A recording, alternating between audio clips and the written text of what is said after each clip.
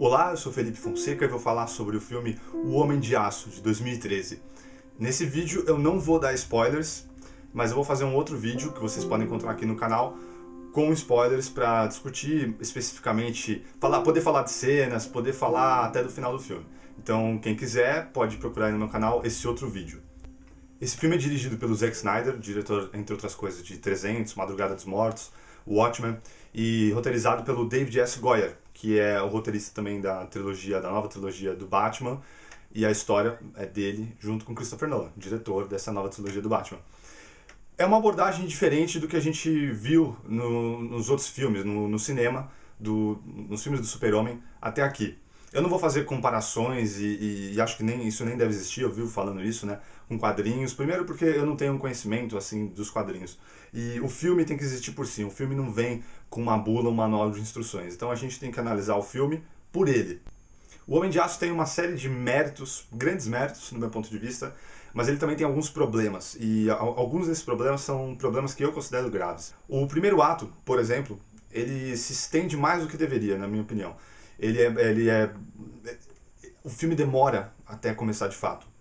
E tudo que é apresentado no começo do filme, que se passa em Krypton, enfim, a intenção até a gente pode vislumbrar qual era, mas eles não alcançam isso, né? Personagens que deveríamos criar uma conexão maior, falas que deveriam provocar uma carga emocional para que a gente levasse para o resto do filme, isso não ocorre, porque por falha do roteiro, na minha opinião. As falas, por exemplo, do Joel, interpretado pelo Russell Crowe, que é um ator excelente, não marcam, elas não ficam na cabeça da gente e não justificam. Toda a apresentação de Krypton, inclusive, se era pra gente criar uma identificação maior, e deveria, no meu ponto de vista, fica claro que a intenção era essa, inclusive. A gente tem um envolvimento maior com aquela civilização pra gente entender maior o impacto da destruição desse planeta na vida do Super-Homem, do Clark, do Kal-El. E isso não ocorre, e muito por conta do roteiro. A narrativa é premiada por flashbacks, então a gente vai tendo flashbacks da infância, da adolescência do Clark Kent em Smallville. É mais um filme, né, mais um longa-metragem do Superman que mostra a origem dele. Esse não mostra, digamos, de maneira mais extensa, em ordem cronológica, como eu já disse, são esses flashbacks, mas são algumas das partes que eu mais gostei assim, desse filme. Todas as partes da infância e adolescência do Clark Kent, as lembranças que ele tem, são muito bonitas. Tanto na cinematografia, na fotografia, nos enquadramentos, na direção. E algumas das melhores falas, dos melhores diálogos estão nessa parte também, né? O Kevin Costner interpreta o pai do Clark Kent, e ele tem algumas cenas, né, alguns discursos muito emblemáticos, né, como quando ele diz ao Clark que o Clark é a resposta, quando apresenta a verdade para o Clark, né, que ele veio de outro planeta, que ele é a resposta para a pergunta se estamos sozinhos no universo. Outra parte também que até poderia ter inclusive rendido mais discussão e mais impacto no personagem, né, do Super-Homem, quando lá ainda a criança, o pai dele, o Kevin Costner, diz a ele que talvez ele, numa situação em que ele salvou crianças, né, na escola, talvez ele devesse ter deixado aquelas crianças morrer. É uma coisa pesada. Então a gente começa a entender toda a carga emocional que esse personagem carrega. Eu gosto muito também das cenas que mostram o Clark criança, as dificuldades dele na escola com os colegas, coisa que eu não tinha visto antes e em outros filmes, da maneira que foi apresentado aqui. E o fato dele ter os superpoderes, os sentidos aguçados, a confusão que isso causa nele, enquanto ele ainda não aprendeu a dominar esses sentidos dele. Então toda essa parte dos flashbacks da infância e adolescência dele, eu acho que são muito bem construídas, são grandes acertos do filme. Já no momento em que vivemos, um dos outros problemas que eu encontro, que é um problema de roteiro, é que a história se passa basicamente em 2 dias e tudo acontece nesse 1 dia, 2 dias, 3 dias no máximo. Eu não contei exatamente quantos dias, mas é basicamente isso. Então tudo acontece, é muita coincidência tudo, né? Tudo começa e tudo acontece num curto espaço de tempo. Isso me incomodou bastante. E E teria uma solução, coisas que poderiam, depois, após um tanto tempo, não que eu precisasse aparecer na tela, né, após, anos depois, não é isso, mas fica a sensação de que é tudo muito atropelado. E isso acaba passando pro filme em si, pra montagem, para o ritmo do filme. Então é muita coisa acontecendo. A partir do momento que as coisas começam a acontecer, como eu disse, o começo é arrastado, mas depois, na verdade, são os opostos. Né? O começo é muito coisas que poderiam ter sido feitas com mais economia, em menos tempo, e depois acontece um pouco o contrário. Coisas acontecendo e a gente não tem tempo de respirar. E isso acaba tirando um pouco o impacto de certas coisas. Por exemplo, as sequências de ação. E esse filme tem muita ação. Como a gente não tem esses espaços de respirar e essa construção da tensão desses momentos, muitas cenas que poderiam ser até mais impactantes, porque as sequências de ação são muito bem conduzidas, na minha opinião, pelo Zack Snyder, elas acabam... corre-se o risco, né, como acontece em alguns filmes de ação, de mesmo tendo muita ação, ficar um pouco monótono, porque não para, é ininterrupto.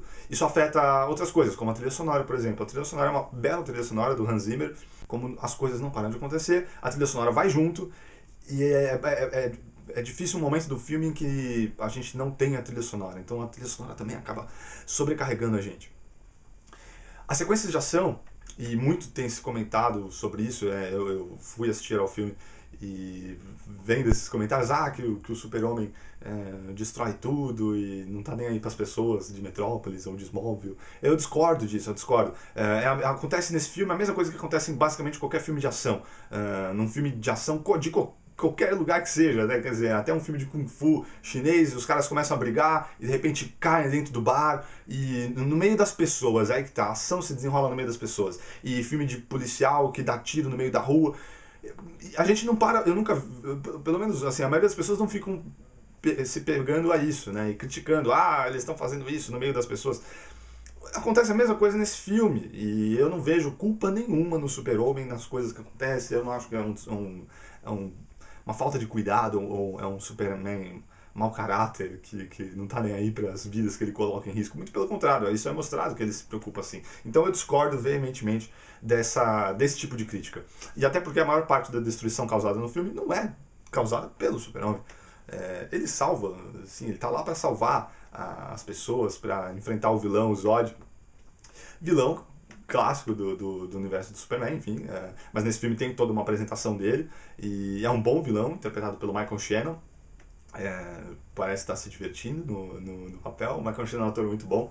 A Lois Lane é interpretada pela Amy Adams, e é uma das coisas que eu fiquei um pouco desapontado nesse filme, porque é uma personagem feminina forte, a Lois Lane, né? Quer dizer, uma repórter que vai atrás e tal, e eu achei que nesse filme ela ficou um pouco relegada à função de mocinha. E, enfim, notoriamente, no universo do Super-Homem, enfim, em outros filmes, ela acaba muitas vezes ficando nessa situação, ela acaba sendo algo usado para atingir o Super-Homem. Enfim, é super e é difícil atingir ele, né? Então, através das outras pessoas, ele acaba sendo atingido. Mas nesse filme eu achei que isso ficou um pouco mais latente, e aí também é algo que não é, enfim, analítico e crítico, mas eu particularmente não, apesar de gostar muito da Amy Adams e ela ser uma excelente atriz, eu acho que ela não casou com o papel. E uma outra coisa que eu não senti foi uma boa química entre ela e o Henry Cavill, que é o Super-Homem. Ele, aliás, eu acho que faz um bom trabalho. Eu tinha, enfim, um pouco de... estava esperando para ver o filme, para tirar uma conclusão definitiva, porque até então eu não tinha visto nenhum trabalho dele que me chamasse atenção. Mas eu acho que ele encarnou o personagem muito bem. Ele convence, às vezes, quando é pra gente dar uma risadinha. Esse filme é meio sério, tem poucas risadas, mas ele consegue, ele tem uma leveza, e a gente acredita nele, a gente acredita que ele é o Super-Homem, e eu acho que ele veste bem a capa. Capa, aliás, que é incrível, parece que essa capa foi feita totalmente em computação gráfica, ela não é de tecido, não é uma fantasia de verdade. Muito bonito. E o filme tem uma parte visual muito bonita, assim, em termos de design e fotografia, especialmente. E na direção do Zack Snyder, a composição, ele comprova mais uma vez para mim que ele é um ótimo diretor. Mesmo que, às vezes, ele faça filmes que são como Sucker Punch, que é um filme que basicamente não tem roteiro, é uma ideia de um adolescente Mas ele consegue empregar na direção dele, na decupagem dele, grandes qualidades. Então eu acho que ele é um diretor muito bom, ele cria quadros muito bonitos. Tem uma cena, por exemplo, que o Super-Homem, um dos primeiros contatos que ele tem com as pessoas, né, que ele se apresenta ao mundo e o exército está de frente para ele e ele fica flutuando no céu. Uma cena claramente assim de ficção científica. E isso é muito bacana, né, porque ele é um alienígena. E aliás, isso é algo que é tocado várias vezes e trabalhado durante o filme, que eu achei algo muito interessante, aí sim, da parte do roteiro. Essa faceta, né? Porque ele é um alienígena. Então, muitas cenas e muitos diálogos giram em torno disso. Então, criticamente, não tem como negar e tampar os problemas do filme. Mas ele também tem grandes méritos. Então, criticamente, posso dizer que ele não está longe de ser um filme redondo. Ele tem vários problemas. Mas eu gostei do filme. Eu gostei do filme. E o filme, enfim, quando os créditos sobem, a sensação que fica é uma sensação boa, e pelo menos foi isso que eu senti. Então, vamos ver, né? Parece que teremos mais Superman sob a batuta do Zack Snyder e com Henry Cavill no papel no cinema. E eu estou empolgado para continuar vendo essa nova versão do Super-Homem no cinema. Por enquanto é só.